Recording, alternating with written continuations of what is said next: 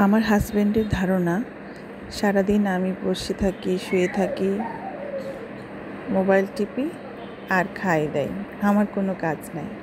আসলে আমার হাজব্যান্ডের দোষ দিয়ে লাভ নাই। এটা পৃথিবীর প্রায় 99% পুরুষ মানুষেরই একই ধারণা যে তাদের ওয়াইফরা বাসায় বসে কোনো কাজই করে না, সব কাজ তারাই করে। তাহলে ভাই, এই যে ভিডিওতে দেখছেন এই কাজগুলা, এগুলা কি ম্যাজিকের মাধ্যমে হয়ে যায়? এই যে টেবিলের বই খাতাগুলো দেখেন, এক তুড়িতেই সব কিছু হয়ে গিয়েছে, তাই না? ঠিক এমন করে সব কাজ এক তুড়িতেই হয়ে যায়। ঘরের প্রত্যেকটা জিনিস যে বাসায় এসে গুছানো দেখেন, কে করে এই ম্যাজিকটা? কে করে ভাই? এই যে বেসিনগুলো ক্লিন কে করছে? আপনি করে গিয়েছেন? বাচ্চাদেরকে বিভিন্ন আবদার মেটানো, এখন এটা চাই, তখন ওটা চাই, ওটা কে দেয় রে ভাই? সারাদিন যদি ঘুমিয়েই থাকি, এই যে এই থালা বাসনগুলা, এগুলা কে পরিষ্কার করে? রান্না করে কে? বাসায় এসে যে মজার মজার খাবার খোঁজেন, এই খাবারগুলো কে রান্না করে রে ভাই? এই পুরুষ মানুষগুলা কখনোই বুঝবে না। এই যে ঘরের বিভিন্ন কোনায় কোনায় গুছানো, পরিষ্কার করা, এগুলো তো ওয়াইফরাই করে। এই যে ময়লা করেন আপনারা সারাদিন মিলে, এগুলো চকচকে ঝকঝকে কে করে ঘষে মেজে? বাসায় বসে আপনার ওয়াইফরাই করে।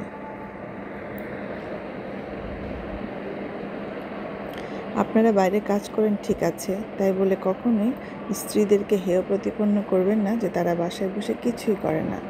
এই যে ঘর ঝাড়ু দেয়া, বাচ্চাদের এলোমেলো খেলনা, সব কিছু গোছানো, ঘর পরিপাটি করে রাখা, এগুলো কারা করে? আপনার স্ত্রীরাই করে।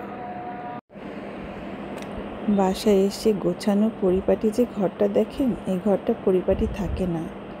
দিনে 10 বার এই ঘরটাকে গোছাতে হয়, কারণ বাচ্চারা সারাদিনই ঘর ময়লা করে।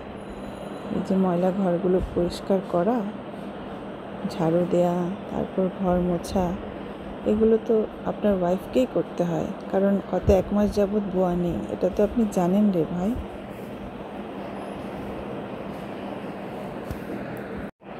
পুরুষ মানুষগুলা কেন বোঝে না? এই যে প্রতিদিনের কাপড় চোপড়, এগুলোও তো তাদের ওয়াইফদের ধুতে হয়, তারপর সেগুলো রোদে দিতে হয়, শুকাতে হয়, শুকানোর পর এই যে কাপড়গুলো, এগুলোও কিন্তু ভাঁজ করতে হয়। তারা ভাবে এরকম এক তুড়িতেই বুঝি ভাঁজ হয়ে যায়।